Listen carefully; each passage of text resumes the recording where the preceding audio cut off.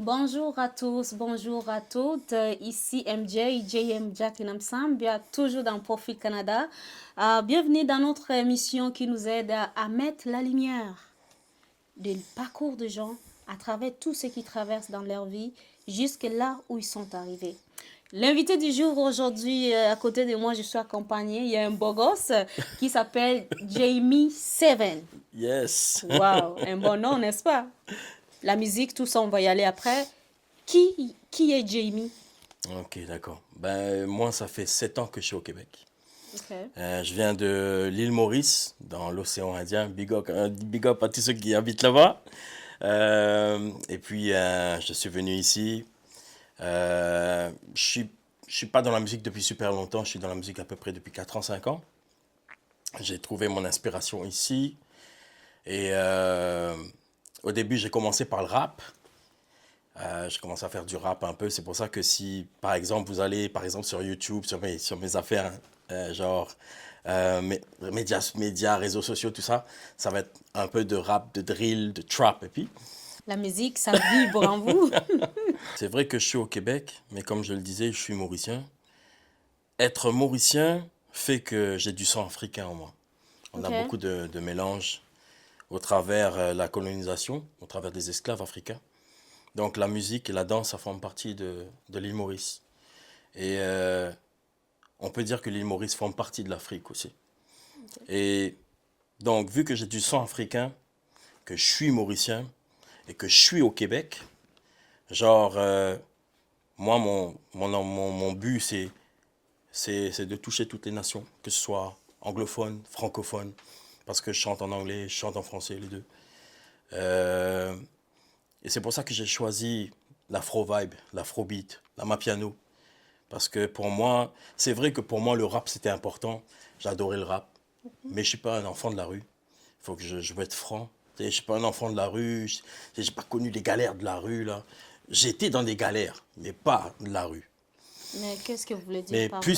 plus familial, plus me battre contre tous les défis de la vie, tous Ok. les découragements, des problèmes familiaux, des problèmes de santé, toutes sortes de problèmes mais qui ne touchent pas genre à la violence, qui ne touchent pas à la drogue, qui ne touchent pas à beaucoup. Il y a des mecs qui sont là dans la rue, ils sont capables de raconter des histoires dans la rue. Moi, je suis pas comme ça.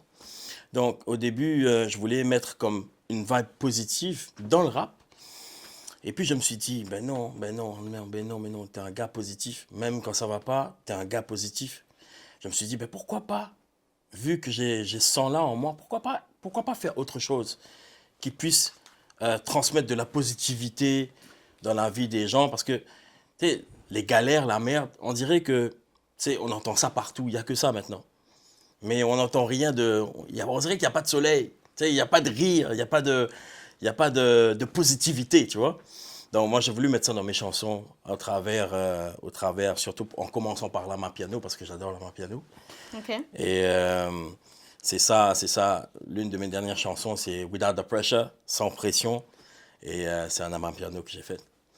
Ok. En parlant de votre musique est-elle consommée principalement par les communautés immigrantes ou elle cible aussi la communauté accueillante? Ben moi je cible tout le monde personnellement. Je pense que ça cible tout le monde, de par mes origines et de par la langue aussi. Parce que surtout que, on va dire que le trois quarts sur toute la Terre, ben, l'anglais, c'est la langue la plus connue, la plus parlée. Et puis on va dire que c'est le français après. Mais moi, c'est pour ça que il y a comme des petites touches africaines dans ma façon de chanter. Mais il y aura, quand vous allez écouter, il y aura comme un espèce de mélange quand vous allez écouter dans mon style dans ma façon de parler, tu vois. Ce sera ni Ok. un anglais, par exemple, un anglais british, ce sera pas un anglais genre américain. Ça va être un anglais compréhensible, mais que tout le monde va se retrouver dedans. Et souvent, vous chantez en anglais ou bien en français? Le trois quarts du temps, je dirais que j'ai plus de chansons en anglais qu'en français. Mais en ce moment, j'écris beaucoup en français aussi. Et selon vous, qu'est-ce que représente un artiste à Québec? Surtout un artiste immigrant. Ben, je pense que premièrement, un artiste, il va représenter son pays. Ok. Il va représenter son pays, il va représenter sa passion. Mais c'est surtout le message qu'il veut transmettre. Je pense que, tu sais, n'importe qui peut venir devant et puis il chante n'importe quoi. Tout le monde trouve ça super. Mais Et en parlant de cela, pour vous, votre musique, elle représente quoi? ma musique, elle représente la bonne vibe, la positivité, le côté fun de la vie. Tu vois? La, la côté folle de la Ah vie. oui, oui, oui, oui. Oui, La vie est je vois dure. même Écoute, votre façon de parler, là, c'est la vie. quoi? Moi, mais tout tourne autour de la vie. Tout, tout, tout, tout, tout, tout, tout. La famille, l'argent, tu sais, les problèmes. Tout. C'est la life, écoute, c'est la life. La life, elle est dure, tu vois. La life, elle est raw, mais écoute, si, si on le prend d'un côté positif, ben, on va avancer dans la vie, tu vois. Mais si tu prends tout négativement, ben écoute, tu t'assombris, tu vois. Tu arrives à rien faire, en fait, de bien, je trouve. Et pour vous, est-ce que vous vivez seulement de la musique ou bien vous avez d'autres carrières que vous faites? Ben, moi, je travaille dans la santé, comme je le disais. Je bosse beaucoup. Je fais beaucoup de 16 heures et tout, et tout. Je bosse parce qu'on n'a pas le choix. Et il faut ramener de l'argent à la maison. Et c'est pas évident en tant qu'artiste, je dirais, de travailler, de faire de la musique. Parce que je dirais que la musique, si par exemple, je te dis le temps que je passe dans un studio, ben, tu vas dire que c'est un travail. On peut faire Oui, c'est genre vrai, c'est un travail. 8 heures, 9 heures, 10 heures dans un studio. Ça m'arrive de dormir dans le studio, carrément. Donc, on prend ça au sérieux. Ce qu'on fait, c'est une passion, tu sais, on prend ça au sérieux. C'est pas juste quelque chose qu'on fait à peu près. Ce que moi j'ai 40 ans, donc moi, j'ai un certain vécu. Et je veux pas dire n'importe quoi dans mes chansons, tu vois. Et votre carrière musicale a-t-elle commencé au Canada? Ouais, ouais. En fait, quand j'étais petit, quand j'étais plus ado, j'étais à fond dans le rap. Donc, on commençait à faire des freestyles à l'école. Et puis j'étais tellement dans la galère avec ma famille et tout et tout. Tu sais, premièrement, j'étais pas le gars que tu vois, hein, j'étais comme ça là. J'étais vraiment maigre, un petit maigrelet. Ah oui? Et ouais, j'avais beaucoup de problèmes là, à la maison. Mon père était alcoolique et tout. C'était la merde chez moi en fait. Moi, j'aimais pas ma maison personnellement. Donc je cherchais tout le temps comme des échappatoires et tout. J'allais tout le temps chez un tel, ici, là-bas. Et pour moi, tu sais, la musique, c'était quelque chose de très important qui m'aidait à évacuer tout ça. C'est pour ça qu'arrivé à un certain moment, je suis tombé dans le breakdance, j'ai fait du capoeira, j'ai fait des arts martiaux, j'ai fait du parcours free-running, j'ai fait du Oh, vous faites tout, bodybuilding. vous? Ben, j'en ai fait tout ça, mais ça date de long, ça date de vraiment loin, très longtemps, et puis j'ai dû arrêter. Mais j'ai fait tout ça. Et donc, ça a commencé à l'école, on commençait à composer et tout et tout. Mais après, j'ai dû mettre ça de côté parce que j'ai commencé à travailler très tôt pour aider la famille. J'avais le choix, ça marchait pas à l'école, je pouvais pas me concentrer et tout et tout. Tu sais, les profs étaient vraiment méchants là et tout et tout. Enfin, bof, on va pas rentrer dans les détails, mais c'est juste que on vit dans une société quand les personnes voient que que vous pouvez pas arriver à un certain niveau, on vous rejette. Et si vous n'êtes pas assez fort pour vous relever et chercher votre voie, mais là, vous faites des bêtises. Ou Et là, carrément. là, ça fait combien de temps que vous êtes dedans? Ben moi, quand je suis arrivé ici, ça a été le temps que je m'adapte un peu, que je me stabilise et tout. Ça m'a pris 1 an ou 2 avant de découvrir que je voulais vraiment faire ça. C'est quoi les obstacles que vous avez dû croiser? Ben, les obstacles. Le premier obstacle, c'était la distance. J'étais là et j'avais même pas de voiture. Et j'avais pas de réseautage, je connaissais personne. Et moi, je voulais chanter. Et c'est moi qui composais toutes mes affaires. Le côté vocal, c'est moi qui faisais tout. Parce que, tu sais, j'étais dans une église chez moi, à l'île Maurice là-bas. Donc, moi, je suis ténor normalement, tu vois. Donc, tout ce qui est harmonie, mélodie, tout ça, il n'y a pas de problème. Mais j'étais dans la bourse. Tu sais, j'étais dans la bourse et j'avais pas de voiture. Donc, je connaissais personne. Et même ceux que je connaissais, ben, ils touchaient pas à ça, tu vois, à ce que Ok. moi j'aimais. Parce que j'avais tout le temps une vision comme internationale. Je me tapais mes 2 heures et demie juste pour pouvoir rencontrer quelqu'un, travailler avec lui. Des fois, ça marchait pas. Je rentrais chez moi, j'étais découragé. Je me suis dit, non, mais écoute, c'est pas grave, on va essayer quelque part d'autre. Là, c'était Lévis, c'était la même chose. En même temps, moi, je passais mon permis. Tu C'est finalement, juste pour la musique, moi, j'étais prêt à tout, moi. Passer mon permis, faire ceci, faire cela, juste pour la musique. Puis, après plusieurs essais avec plusieurs personnes, il y a eu beaucoup de flops. C'était pas évident aussi parce que les studios, ça coûte une fortune. S'il faut s'enregistrer, s'il faut acheter sa musique, s'il faut faire de la promo, s'il faut faire son clip. Ah non, c'est beaucoup, beaucoup, beaucoup. Ok, et vous, maintenant, vous avez déjà un studio? Non, j'ai toujours pas de studio, mais j'ai des frérots qui m'aident là. J'ai vraiment des frères qui croient en moi et puis ils aiment la musique comme moi, ils vivent la vie dure comme moi, mais on s'encourage l'un l'autre, tu vois.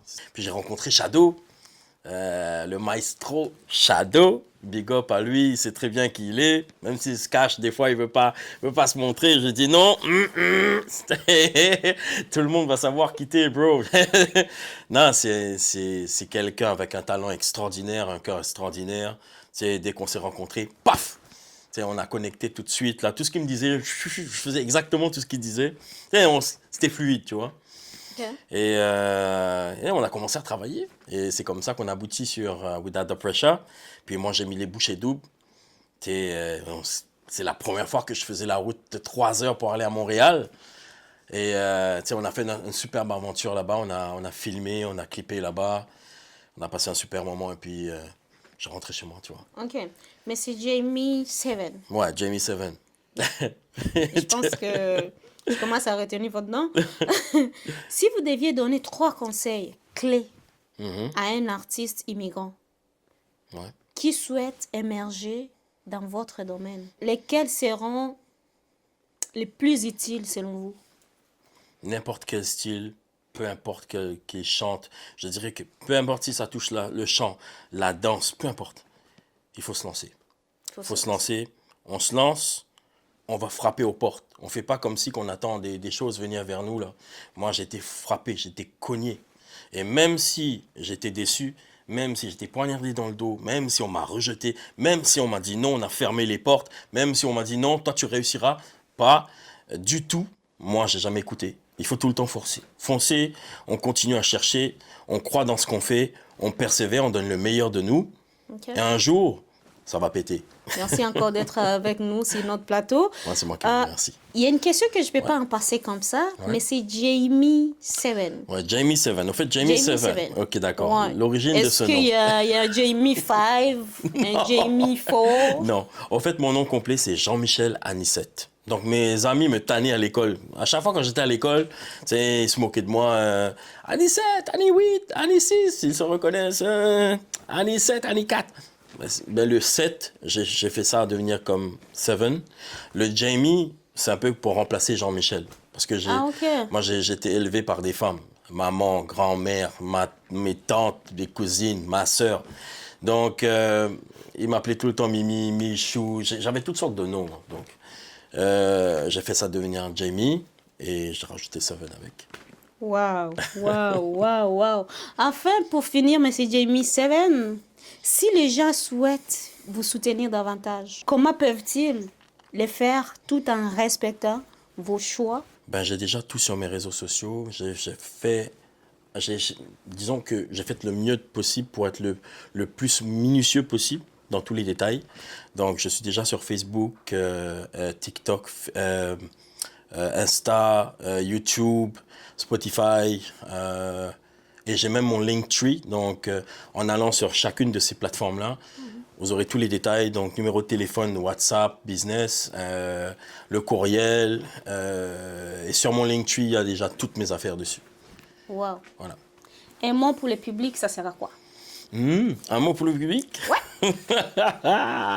Never give up! Never give up in life. Voilà, ça c'est ma vibe. C'est Jamie 7. Si vous n'oubliez jamais ce nom, it's Jamie 7, the MU Hustler. MU pour l'île Maurice. Big up. Bless à tout le monde. Yay! Mes chers téléspectateurs, merci encore d'être avec nous dès le début jusqu'à la fin. Je crois que on s'est retrouvés quelque part. On s'est retrouvés quelque part comme toujours. On a toujours quelque part où on se retrouve avec nos invités. N'oubliez pas de vous abonner. N'oublie pas de liker, n'oublie pas de partager. Vous étiez avec MJ, Jacqueline Amsambia, dans Télécan Afrique. Merci beaucoup. Au revoir.